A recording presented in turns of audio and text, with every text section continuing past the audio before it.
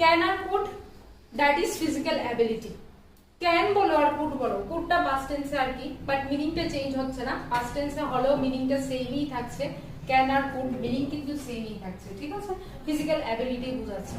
when a person is physically able to do any work then we will use can।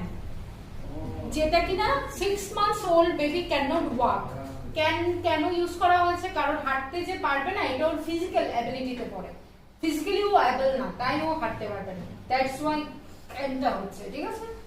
আর মেটা কখন হচ্ছে? In this case we need permission, সেখানে তুমি physically able হো বা না হো, বাট স্টিল তোমার পারমিশনের দরকার, ঠিক আছে? এক্সাম দিতে গেলে তুমি তো ফিজিক্যালি অ্যাবল, বাট তোমাকে যদি পারমিশন না দেয় ঢোকার, তাহলে তুমি গিয়ে এক্সাম দিতে পারবে না, তো তোমার পারমিশন দরকার, ঠিক আছে? নেক্সট, মাইট। কুডটা ক্যানের পাস্ট টেন্স।